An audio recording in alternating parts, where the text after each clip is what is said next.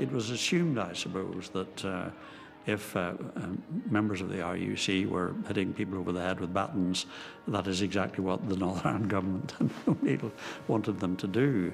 I mean, in fact, it's a bit of a myth, you know, that the RUC was directed in everything it did by the Minister of Home Affairs and the Stormont government. They were rather more detached from that than many people would suppose they were. This is absolutely perfect. I mean, they scripted this, and everyone played their role. You know, NICRA agreed to sponsor it. Bill Craig banned the march. Television crews turned up. Prominent figures from the Labour Party, MPs turned up. They got everything they wanted, and it just, you know, complete anarchy and mayhem ensued. They got exactly what they wanted. They unmasked the authoritarian face of Northern Ireland. They revealed what Terence O'Neill's Northern Ireland really was like.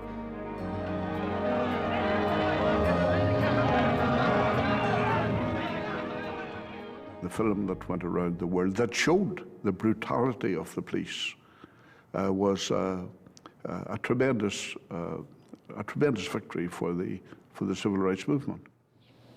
There was new violence today in Northern Ireland after weekend riots left more than 80 persons injured. The trouble stems from complaints by Roman Catholics of alleged religious discrimination by the area's Protestant-run government. British Prime Minister Wilson has asked for an investigation. I literally remember seeing these marchers in Northern Ireland going towards Derry on the road, and men being hit with the water cannons and beaten. It was familiar enough. Everything looked like Birmingham, Alabama, or Chicago.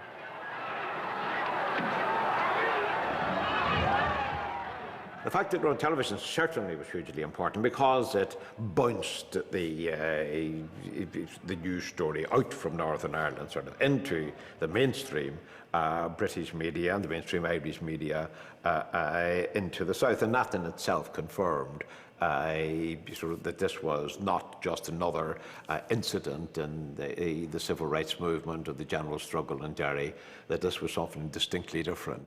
The 5th of October march is the beginning of the civil rights movement. A mass movement's created, and it's also the beginning of the Troubles, because this is really almost the point of no return. This is when a new cycle of Northern Irish politics begins. It wrong-foots the Unionists, it inspires the Catholics, it begins a series of violent demonstrations, and some peaceful demonstrations, but there's a lot of violence which just escalates and eventually allows the provisional IRA to emerge. Looking back at all those events, the absolute incredible memory is that all of the things that you remember happened between the 5th of October and the end of the year. The pace at which things happened after the 5th of October was unbelievable. The thing I recall most about the aftermath of the October the 5th march was the number of people who came up to it and said, using the exact phrase, "Things will never be the same again."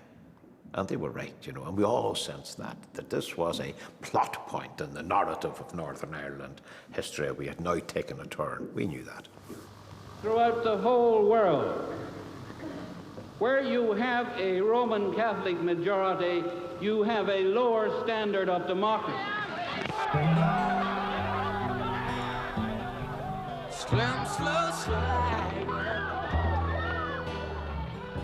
The moment you kind of have violence breaking out in the country, it brings out the kind of worst elements, the stuff that's hidden away, the stuff that's kind of locked in the attic of all these societies. That comes through. So in America, it's racism. Racism comes much, much more to the surface, and we have the white backlash. In West Germany, it's the legacy of the Holocaust, and so the Holocaust is kind of brought to the surface, and there's, for the first time, a real serious discussion about the legacy of Nazism. In France, it's the traditional right-left divide that had been in place since the French Revolution. And in Northern Ireland, it's sectarianism.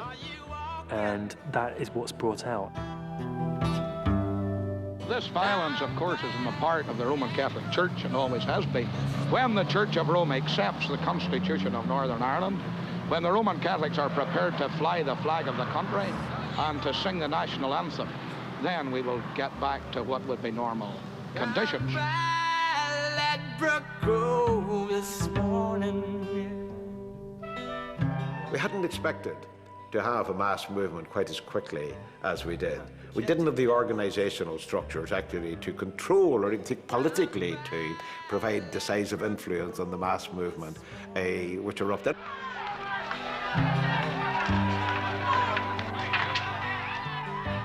The civil rights movement was just a tremendous opportunity missed by the British government, really. I mean, it was a very genuinely non-sectarian attempt to reform Northern Ireland.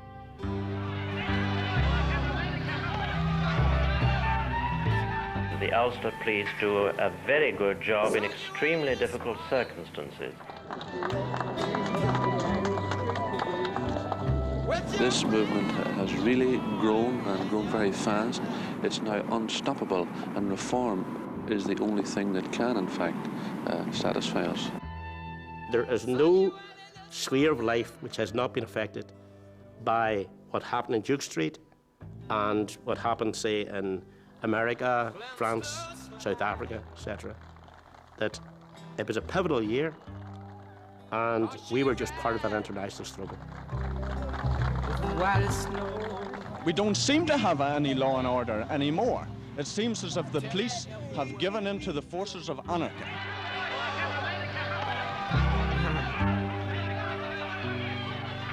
Saw you walking. If King and Kennedy had lived, if the permits had been granted for Chicago, what would have happened if the authorities, the colonial authorities in Northern Ireland, would have said, yes, let's have all the Catholics, even the Republicans and the Nationalists, equal rights? I have no idea what would have happened. I'd like to believe untold numbers of lives would have been saved. Catching pebbles. What I'd say now about 1968, not just in Northern Ireland, but more generally, is that in that year, and certainly in Duke Street in Derry in 1968, we caught a glimpse of how things might be. And that stays with me. That stays with me to this day. And I think it stays with, thousands of other people, that the world could be very different, and that we could cleanse all oppression and ugliness from the face of the earth. We got a glimpse of that possibility. We did not appreciate that we were changing the world. We did not see ourselves as transformative forces, but that's what we were. Because dogs biting us in Birmingham made people bleed all over the world. Children going to jail for freedom's sake in America inspired oppressed people around the world to defy established order. And so one can only appreciate upon reflection just when they're saying we shall overcome in Ireland, we shall overcome in Gdansk, Poland, we shall overcome in Shopsville, South Africa. We in fact use our bodies as living sacrifices to help humanize, democratize, and change the world.